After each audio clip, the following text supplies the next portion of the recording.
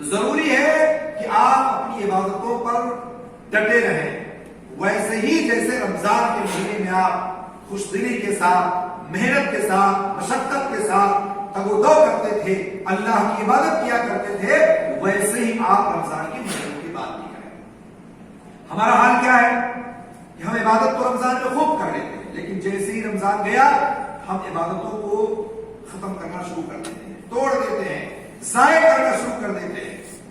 آپ دیکھیں ایک آدمی ہے خوب محنت کرتا ہے، مشقت کرتا ہے، پیسے کماتا ہے، تو پیسے کمانا آسان ہے، اس کی حفاظت کرنا، اس کو بچانا، اس کو صحیح ڈھنگ سے صحیح طریقے سے استعمال کرنا، یہ سب کی بس کی بات نہیں ہے۔ کتنے لوگ آپ کو ایسے ملیں گے 30 سال سے ہیں لیکن ان کے پاس بیلنس کچھ نہیں ہے، ان کے پاس کوئی چیز نہیں ہے، نہ انہوں نے اپنے بچوں کو پڑھا کر کے بیلنس کیا، نہ انہوں نے اپنے بینک بیلنس میں کیا، نہ کوئی کھیتی کھلیان خریدا، نہ انہوں نے کوئی ایسا کام کیا کہ چلو صدقہ جاریہ ہے، کوئی چیز ان کے پاس نہیں، کمایا اور کھایا گمایا، بس اتنا ہی ہے۔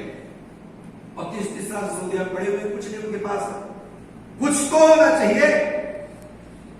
اب آپ دیکھیں ایسی ہی عبادت کا معاملہ ہے، آپ خوب محنت کریں، خوب محنت کرتے ہیں، رمضان پر محنت کرتے ہیں، رمضان پر محنت کرنے کے بعد آپ اپنے ان اعمال کی حفاظت کیجیے جو آپ نے رمضان میں کیا، نماز کی، روزے کی، زکات، حج کی، عمرے کی، یا اس کے علاوہ جتنی بھی عبادتیں آپ نے رمضان میں کے مہینے میں کی ہیں، ضروری ہے کہ اس کی حفاظت کرو، ورنہ آپ مثال دو میں سورہ نحل میں اللہ تعالیٰ نے ایک واقعہ ذکر کیا ہے، کہا اللہ تعالیٰ نے وَلَا تَكُونُوا كَالَّتِي نَقَضَتْ غَزْلَهَا مِن بَعْدِ قُوَّةٍ أَنْكَاثًا۔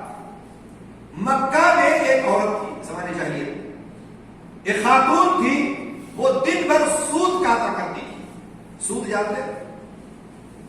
جو چادریں بنتے ہیں، کپڑے بنتے ہیں، جن چیزوں سے ہم جو چیزیں بناتے ہیں سود ہوتا ہے۔ خوب محنت سے، مشقت سے پورا دن اس کو کاٹتی، سنوارتی، سجاتی، بناتی، جیسے شام ہوتا تھا اس کو ادھیڑ دیتی۔ احمق تھی وہ، بے وقوف تھی وہ، عقل نہیں تھا اس کے پاس، اس لیے وہ یہ کام کرتی تھی۔ اللہ تعالیٰ نے کیا کہا وَلَا تَكُونُوا كَالَّتِي نَقَضَتْ غَزْلَهَا مِن بَعْدِ قُوَّةٍ أَنْكَاثًا۔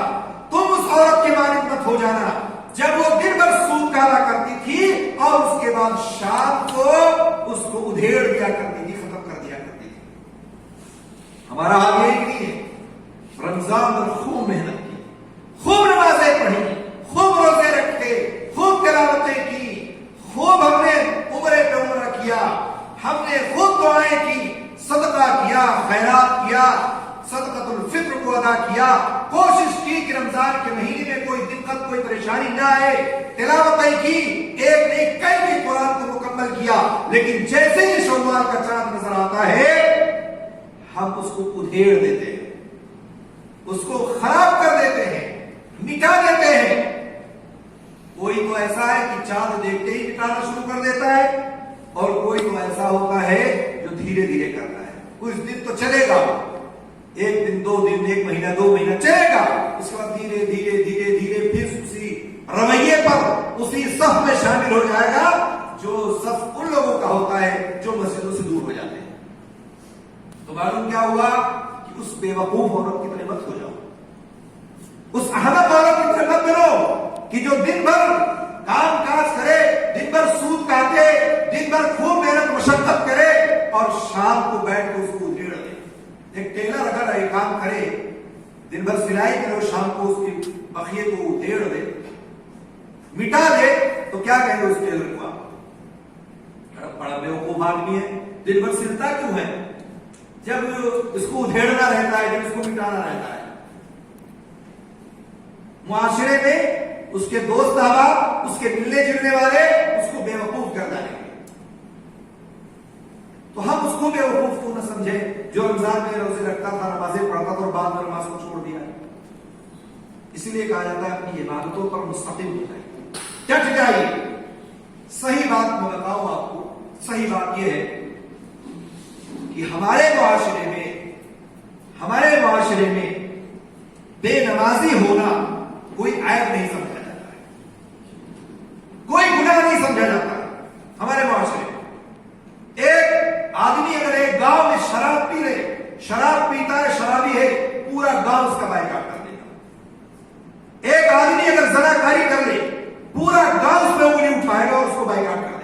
اس کو اپنی مجلس میں، محفل میں، شادی میں، بیاہ میں، عقیقہ میں، ولیمہ میں کہیں نہیں بلائے گا، زانی آدمی ہے۔ کوئی اور بڑا گناہ کر لے اس کو دور کر دیں گے، بائیکاٹ کر دیں گے۔ اور پورا کا پورا معاشرہ 80%، 70%، 90% بے نمازی ہے، اس کو کوئی بائیکاٹ نہیں کرتا ہے، کوئی نہیں پوچھتا ہے اس کو۔ اذان ہو رہی ہے، اذان کے کلمات کانوں سے ٹکراتے ہیں، ہوٹلوں میں بیٹھ کے گپ شپ کرتے ہیں، دکانوں کو بند کر کے روم میں چلے جاتے ہیں، اپنے کمروں میں جا کر کے گھر میں فون کرتے ہیں اور سارے کام اسی نماز کے اوقات میں کرتے ہیں۔ اس کو کوئی عیب نہیں سمجھتا ہے، کوئی معیوب نہیں سمجھتا ہے کہ یہ بھی گناہ ہے۔ معاشرے میں اگر یہ چیز عیب مانی جائے، اس کو گناہ عظیم سمجھا جائے، یقین مانیے کہ نمازیوں کی تعداد بڑھ سکتی ہے، لیکن ہم اس کو سمجھتے ہیں کہ یہ بھی گناہ ہے۔ اللہ رب العالمین نے یہ بے نمازی ہونا، نماز کا نہ ادا کرنا، نماز کا نہ پڑھنا، یہ جان لیجئے کہ جہنم میں جانے کا سبب و ذریعہ بتایا ہے۔ اور سورہ مدثر کو آیت جب جہنمیوں سے جنتی سوال کریں گے تو سب سے پہلے جس چیز کا اقرار کریں گے وہ یہی کہیں گے، سوال ما سلککم فی سقر، تم جہنم میں کیسے آ گئے؟ اچھا، سوال کرنے والے کون ہوں گے؟ ہم ہی آپ میں سے ہوں گے، پہچانیں گے یہ عبداللہ ہے، عبدالرحمان ہے، عبدالرزاق ہے، یہ عادل ہے، یہ خالق ہے، یہ رازق ہے، سب سوال کریں گے بھیا تم کیسے آ گئے؟ تم تو ماشاءاللہ بڑا پیسہ کماتے تھے، بڑے اچھے تھے، گاڑی واڑی سے آپ کو تو نیک نیت سب کچھ تھے، آپ کیسے جہنم میں آ گئے؟ مدیر تھے آپ، فورمین تھے، اس سے بڑے پوسٹ پہ آپ موجود تھے، آپ کیسے آ گئے؟ کیا اقرار کریں گے وہ جانتے ہیں؟ پہلا جواب کیا ہوگا؟ قالوا لم نكن نصلي، ہم نماز نہیں پڑھتے تھے۔ اذان ہوتی تھی، دکان بند، کمرے میں چلے گئے۔ اذان ہوتی تھی، اپنے کام میں لگے ہیں، مست ہیں، کوئی مطلب نہیں ہے۔ کیوں؟ اس لیے کہ ہم اس کو گناہ نہیں سمجھتے تھے، اس کو سمجھتے نہیں تھے کہ یہ بھی کوئی چیز ہے جس سے اللہ تعالیٰ میں پوچھے گا۔ اتنی واضح آیتیں، اتنی واضح باتیں اللہ اور رسول کی طرف سے، اس کے بعد اگر ہم سستی کریں، غافل ہو جائے، صرف رمضان کے مہینے میں ہم نمازی بن جائیں، غیر رمضان میں چھوڑ دیں، یقین مانیے کہ یہ جہنم پہ جانے کا سبب اور ذریعہ ہے۔ اس لیے اپنی عبادتوں پہ ڈٹے رہو، استقامت اختیار کرو۔ یہ چند باتیں تھیں جو میں نے آپ سے کہی ہیں۔ بہرحال ابھی بہت سارے کام باقی ہیں، انعامات وغیرہ تقسیم کرنے ہیں، باتیں تو بہت ہیں، آدمی کرتا رہے تو گھنٹوں باتیں ہوتی رہے، اللہ اور رسول کی باتوں کو ہم سناتے رہے اور ہم آپ کو جھجھوڑتے رہے، لیکن نصیحت پکڑنے والے کے لیے اتنا ہی کافی ہے کہ وہ اگر یہ سمجھے کہ ہاں اللہ نے ہمارے اوپر نماز فرض کی ہے، روزے کو فرض کیا تھا، اللہ تعالیٰ نے ہمیں موقع دیا تھا کہ ہم نے نمازیں پڑھی، روزے رکھے، عمرہ کیا، زکات ادا کی، صدقہ و خیرات کیا، تو آئندہ مہینوں میں بھی ہم سمجھیں کہ وہی اللہ ہے، وہی رب ہے جو آنے والے مہینوں میں بھی ہے، وہی عبادت ہو، وہی عبادتیں وہاں بھی ہمیں سے مطلوب ہے جو رمضان کے مہینے میں کرتے تھے، اور اگر ہم کریں گے اللہ رب العالمین وہاں بھی ہمیں اس کا اجر دے گا، بدلہ دے گا، اللہ وہاں بھی ہماری عبادتوں کو قبول کرے گا، ہماری دعاؤں کو قبول کرے گا۔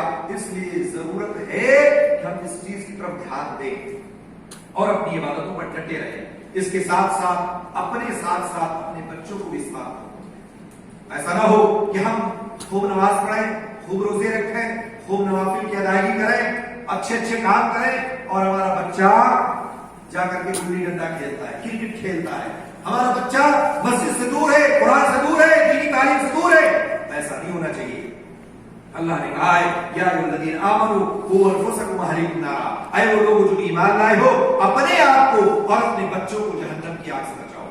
تو بچوں پر بھی ہماری نگرانی ہونی چاہیے، پکڑ ہونی چاہیے۔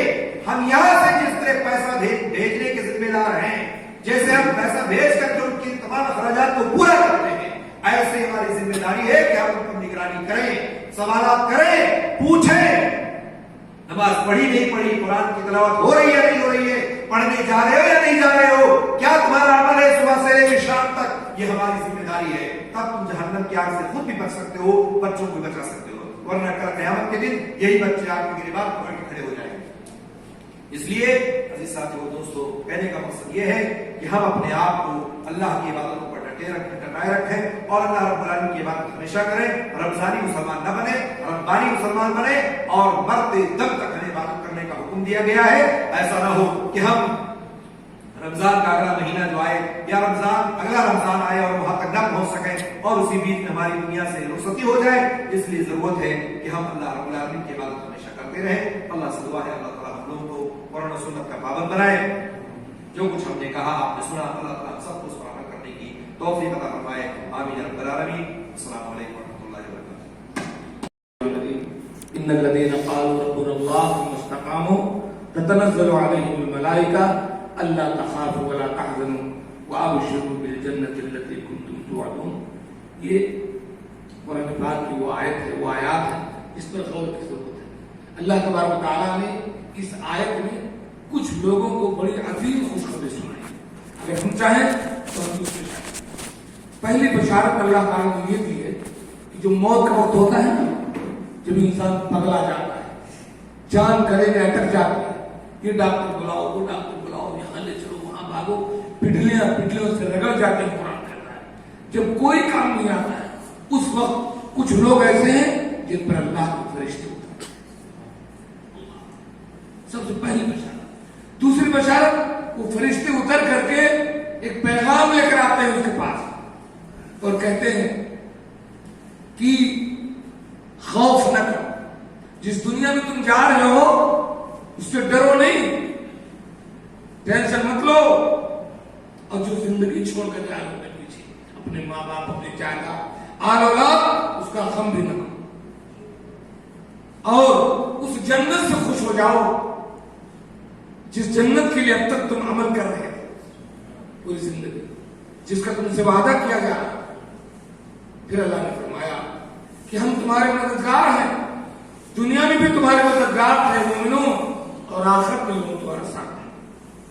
اور جنت میں جس کا تم سے وعدہ کیا جاتا تھا, ہر وہ چیز ہے جو تمہارے دل میں خواہش پیدا ہوتی, بولنے کی ضرورت نہیں تو خواہش پیدا ہوتی, اور ہر وہ چیز ہے جو تم مانگو گے اللہ رب العالمین کی طرف سے مہمان نوازی. یہ ساری بشارتیں, یہ خوشخبری کن کے لیے ہے؟ وہ پہلے آئے گے. ان الذین قالوا ربنا اللہ ثم استقاموا. یہ ساری خوشخبریاں ان مسلمانوں کے لیے ہیں جو شیخ نے کہا کہ رمضان مسلمان نہیں, پوری زندگی جنہوں نے عہد نبھایا, جنہوں نے کہا کہ ہمارا رب اللہ ہے, پھر اسی پر ڈٹ گئے. رمضان ہو کہ شوال ہو کہ جنوری ہو کہ فروری ہو, علامہ اقبال نے کہا تھا یہ نغمہ فصل گلو لالا کا نہیں پابند, بہار ہو کہ خزاں لا الہ ہے. مسلمان جو ہوتا ہے وہ کوئی موسمی مسلمان نہیں ہوتا ہے. اللہ کے نبی صلی اللہ علیہ وسلم کی حدیث ہے صحیح بخاری کے, آپ نے فرمایا احب الاعمال الی اللہ تعالی ادومها وان قل. سب سے محبوب اور پیارا عمل اللہ کے نزدیک وہ ہے جو بندہ مسلسل کرتا ہے, چاہے تھوڑا ہی ہو. ایسا نہ ہو کہ تم بیٹھے اور پورا قرآن ختم کر دیا, اس کے بعد 15 دن قرآن کو ہاتھ نہیں لگایا, آج نیند نہیں آئی تو تہجد پڑھ ڈالا, کیسے نماز غائب ہوگی. ایسا نہیں ہے, تھوڑا عمل کرو, ایک پارہ پڑھو, ایک پورا پڑھو, لیکن تسلسل جس عمل میں ہو. اللہ کے رسول نے فرمایا یہ عمل اللہ کو پسند ہے. دوسری بات یہ, بندہ جب استقامت اختیار کرتا ہے تو اس کے بہت سارے فائدے ہوتے ہیں اس کے نفس پر. پہلا نفس پر فائدہ یہ ہوتا ہے کہ بندہ اپنے نفس کو کنٹرول میں رکھتا ہے, عمل کر کر کے کنٹرول میں رکھتا ہے, اور بندہ اپنے آپ کو غفلت سے بچا لیتا ہے. یار کل ہم نے 2 قرآن پڑھا, اب آج کہتے ہیں صبح کرو ہوا تو ڈھونڈے کہ 2 ورق آج بھی ہمیں پڑھ لینا چاہیے. غفلت سے بچاتا ہے بندہ اپنے آپ کو کنٹرول کر کے. دوسرا فائدہ یہ ہوتا ہے کہ نوافل پڑھ کر کے یا عبادات کر کے بندہ اس کا عادی ہو جاتا ہے. اتنی اسے عادت پڑ جاتی ہے کہ اگر قرآن نہیں پڑھا اسے لگتا ہے آج کوئی کام میں نے نہیں کیا, کوئی نماز چھوٹ گئی اسے لگتا ہے کیا چیز کھو گئی نہیں, جیسے اقامہ کھو گیا, جیسے روپے غائب ہو گیا. اسی وجہ سے بہت سارے لوگوں کو دیکھتے ہیں ہر نماز سے پہلے اس بات کو یہ قرآن پڑھے جا رہے ہیں, نہ اگتا رہے ہیں نہ بور ہو رہے ہیں, کچھ نہیں, قرآن پڑھے جا رہے ہیں. یہ وہی لوگ ہیں جنہوں نے اپنے آپ پر کنٹرول کیا. کئی لوگوں کو ہم دیکھتے ہیں کہ رمضان میں بھی روزے تھے, پورا سال ہر سوموار ہر مہینے کے 3 روزے, شوال کبھی کوئی روزہ چھوڑتے نہیں. گرمی ہو چپنی, تعجب ہوتا ہے, تعجب نہیں ہوتا. یہ وہ لوگ ہیں جنہوں نے اپنے آپ پر کنٹرول کیا ہوا ہے, جو استقامت اختیار کرتے ہیں. کتنے لوگ ایسے ہیں الحمدللہ ہم دیکھتے ہیں سخت سردی ہے, سخت نیند آ رہی ہے, مسجد دور ہے, اندھیرا ہے, بارش ہو رہی ہے, پھر بھی اذان سے پہلے فجر کی نماز اذان میں مسجد میں پہنچے رہے.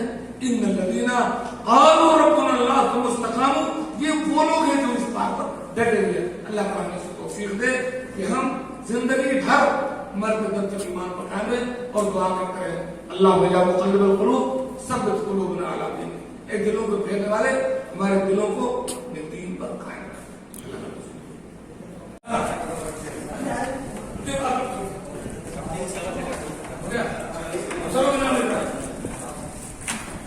جاؤ استاد